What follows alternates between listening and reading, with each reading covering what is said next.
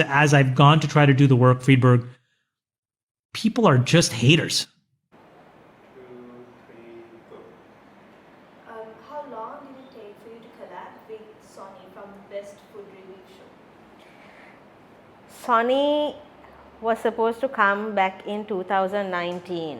This was the time I collabed with Trevor James, Mark Wayans, and it was supposed to be Sonny. It was supposed to be the golden trio. But unfortunately, just before he arrived, there was an Easter attack, and then the project just went downhill. But ever since that time, I was always on his tail, and I was always trying to convince him to come to Sri Lanka. And I'm so glad that he chose the perfect time to come, because he came in August of 2022, and if you do your research, you would know that this country was completely shut down. And he came at a time where it was really difficult to help promote tourism, and I'm really grateful to him, and I'm really grateful that I got to work with not one, not two, but three of the best food content creators of the world. This is something Sri Lanka should be really proud of. Not me, but the fact that the three giants of YouTube content creators came to Sri Lanka. We should be proud of that, and we should be thankful for them.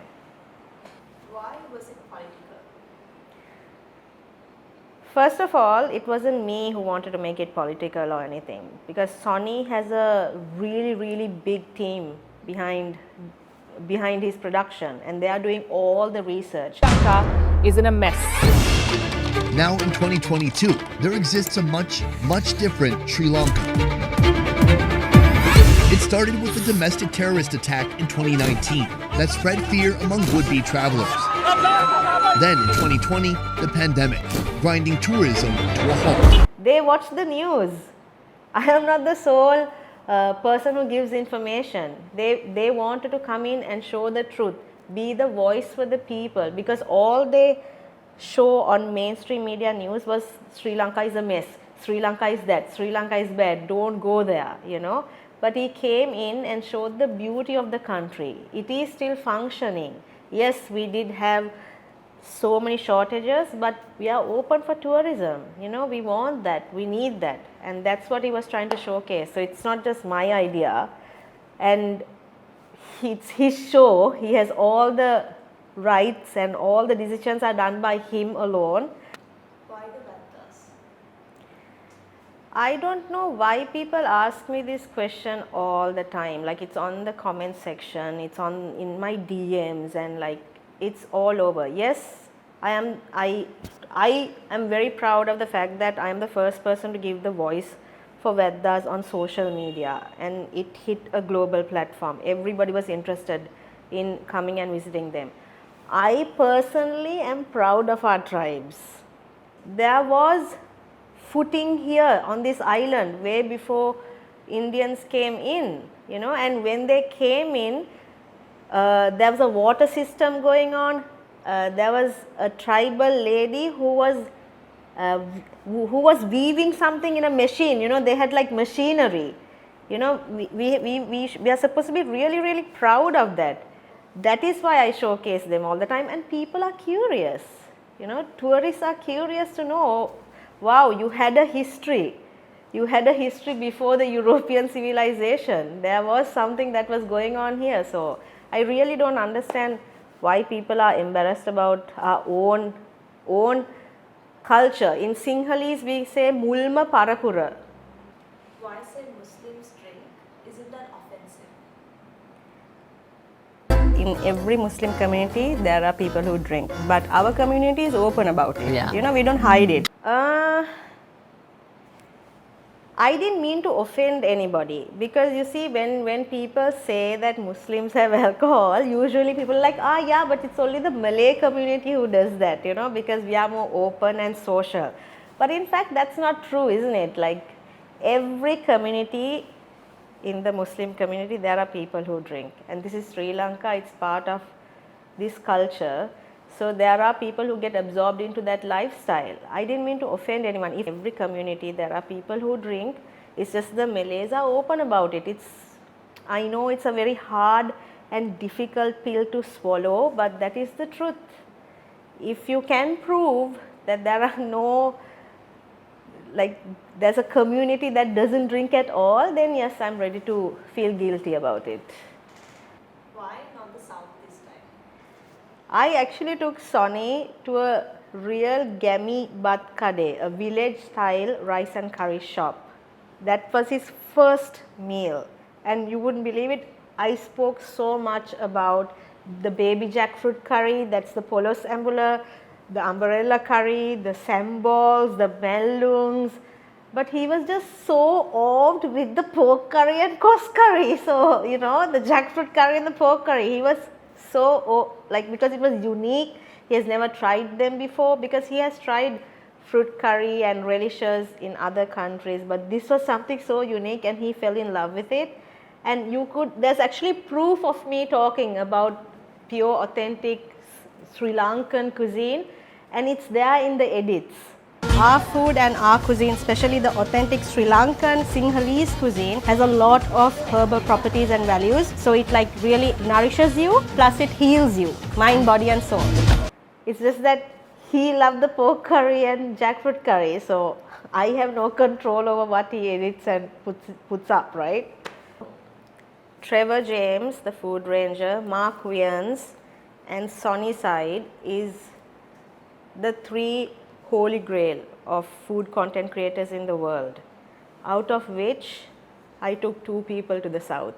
And Mark Wyans did everything. He did the south, he did the east coast, he did the west coast, the central province, he did everything.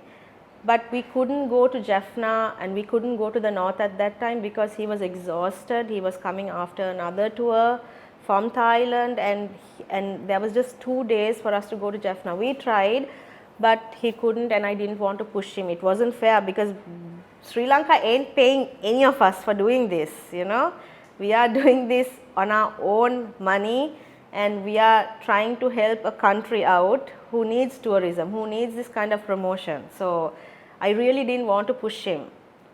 And Trevor did the food ranger, he did the south. Like, it's one of the first videos from south that showcased everything, you know, from in social media. It was only after these two projects that the tourist board decided, okay, we better invite some YouTubers, and they did projects with Luke Martin, who did everything from the south, and they showcased more food items because they had the budget. That's fine, but doesn't the north deserve the audience as well? And this is such a private, shy and hidden community. In fact, this is the first time many Sri Lankans have seen the Nallur temple festival, because even our own channels don't promote that.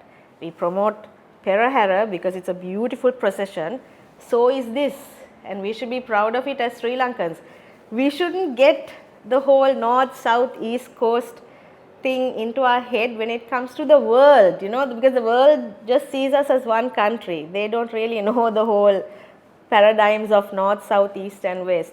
We have so much to offer, why not showcase it all? So much crap and darshan Vidasa. The restaurant is owned by two of our most beloved cricketers, Kumar Sangakkara and Mahela Jayawardena. They have done so much for Sri Lanka. Why not show that love back? Because this is their baby, right?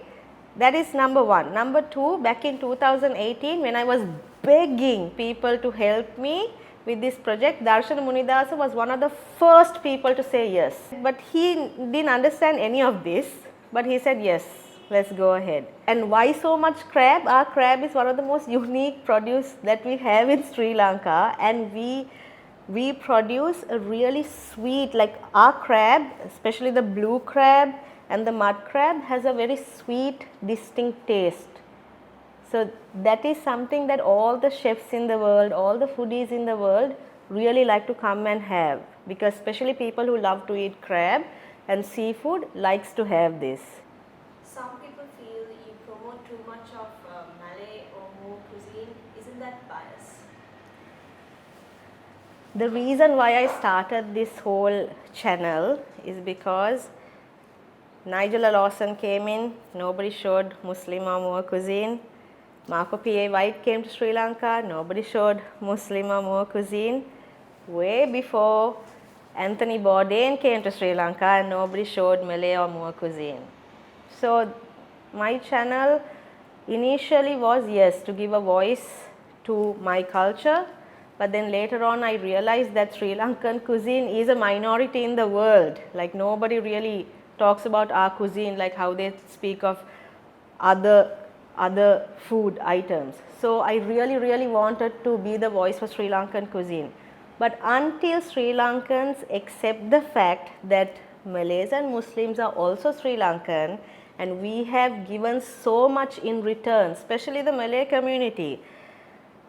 When you say Malay, we are not only from Malaysia, we come from the Java Strip as well. The Dutch and Portuguese brought in Javanese people. That's why we are called Ja-Minisu. So it's actually initially Javanese people, and then it was the British who brought in from Malaysia, the soldiers from Malaysia. And way before, there was a king who was there, a Malaysian king in Jaffna. If you know your history, you would know. But the thing is, in return, we have given so much to Sri Lanka, especially when it comes to the sweet meats and the food items. In terms of food, we have given so much. So I'm not being biased, I'm just doing a good cross section of everything that is available. It's just that people, when they say Muslim and Malay, they are only concentrating on that. They are not looking at all the other episodes.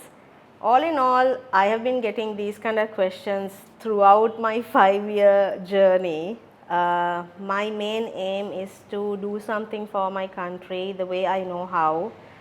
There's a huge food tourism industry. Promoting your country, I mean, some people do it via our locations, which are gorgeous.